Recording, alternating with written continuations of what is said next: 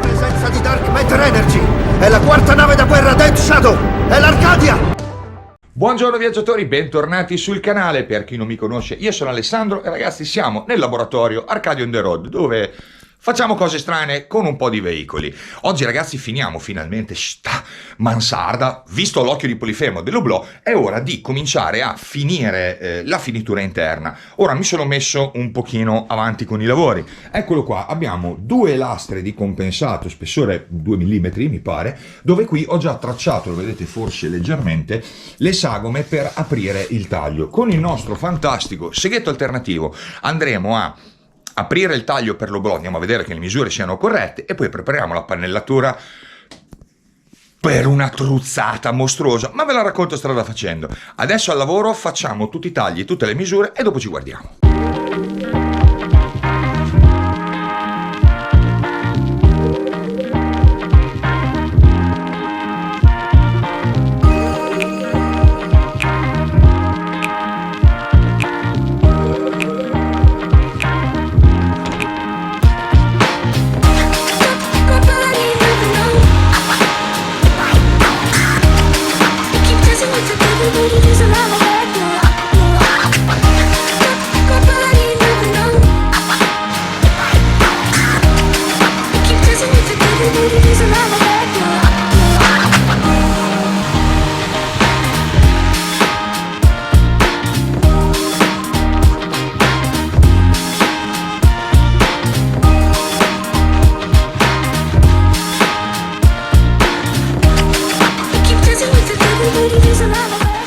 Comunque, adesso andiamo a vedere ragazzi, scusate, sono qua, se siamo stati abbastanza bravini con il primo dei due telai. Aspetta che mi incasino tutte le volte, ok. Allora,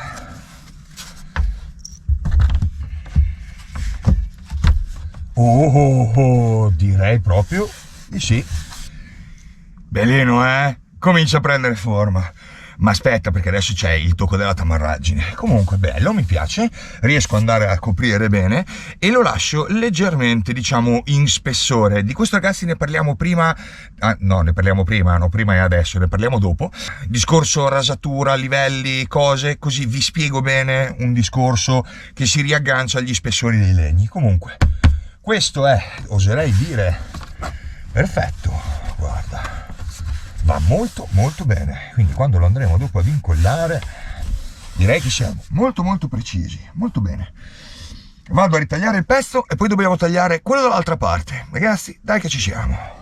Come avete visto, sagoma fatta e già pronta e siamo a posto. Questo listello ragazzi è lungo 120 cm perché sono misure, io ho la GoPro tutta storta, non so perché, sono misure di fatto ragazzi commerciali. Ora io ho bisogno di 180, quindi io quando ho comprato il compensatino ho comprato chiaramente due lastre come vedete da 120. Ora siccome adesso vi spiego cosa dobbiamo andare a fare, della nuova lastra io andrò a tagliare semplicemente i 60 cm che rimangono in modo da chiudere la pannellatura, faccio gli svasi degli angoli e dopo guardiamo che cacchio combiniamo, perché sto giro secondo me due insolenze le prendo. Venuto il momento di farvi vedere, ho deciso che voglio vincere i campionati delle Tamariadi, il Don Teeth sa benissimo. Allora, come la andiamo a rivestire questa pannellatura? Fermi.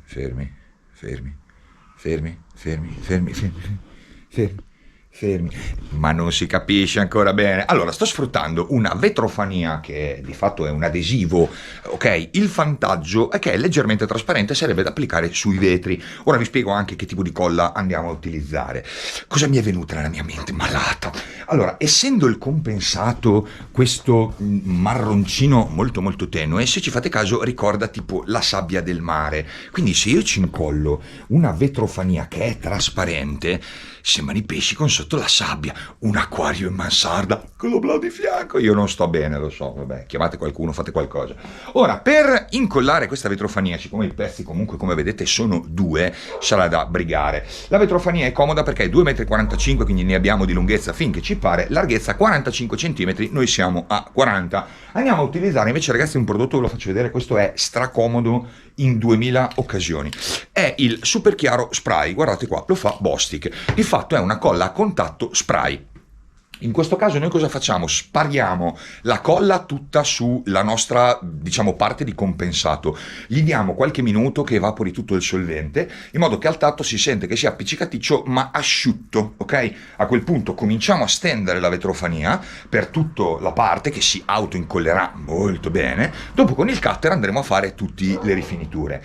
Non ci resta dopo, ragazzi, che preparare la roba con tutto l'incollaggio, andare a... Io non so se c'è un termine tecnico per il... quando lo vabbè.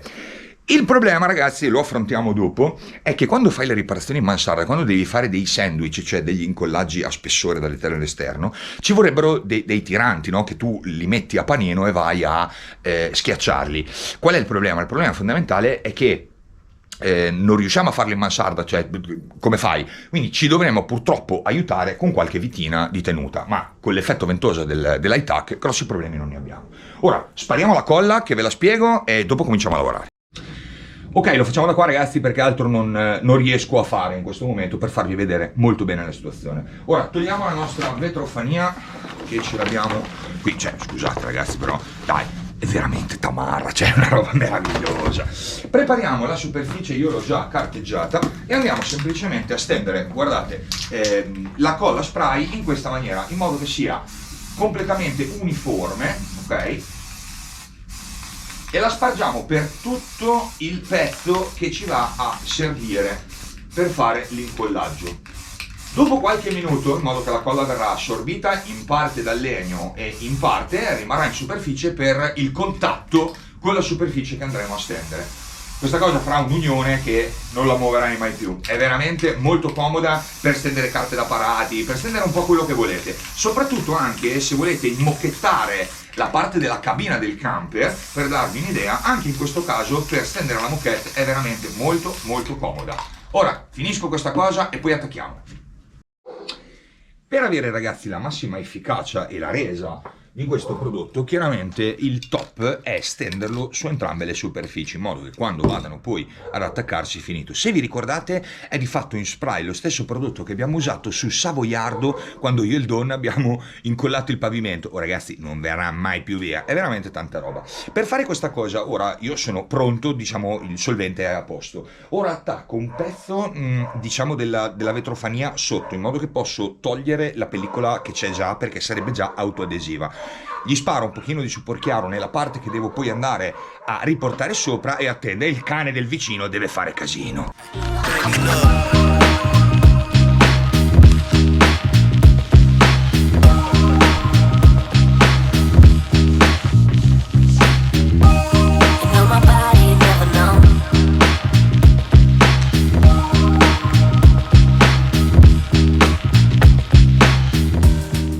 Voilà!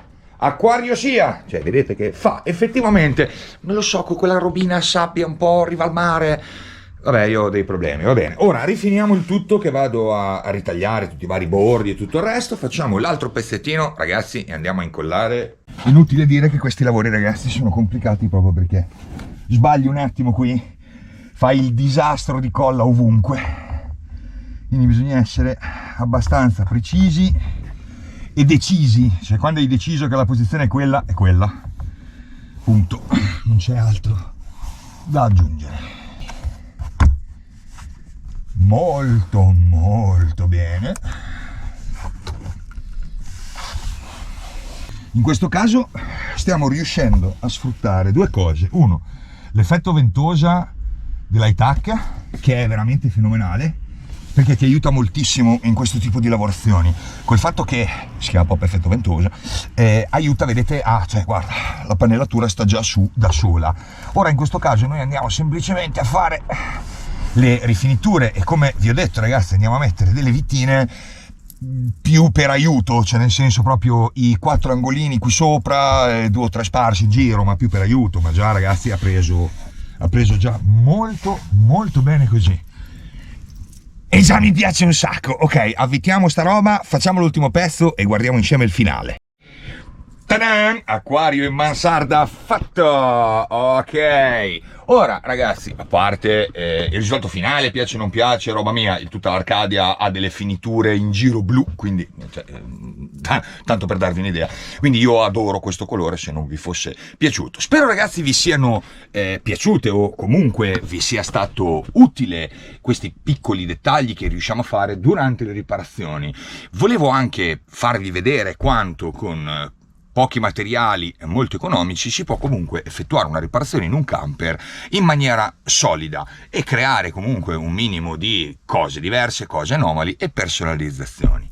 Beh, io del mio acquarione sono particolarmente molto felicione, dormirò col rumore dell'acqua. Ora, scherzi a parte, mansarda riparata, oblò montato e mi piace veramente un sacco. Ora non resta che niente, accendere l'Arcadia e andare a fare un pochino di giri. Ragazzi, alla prossima!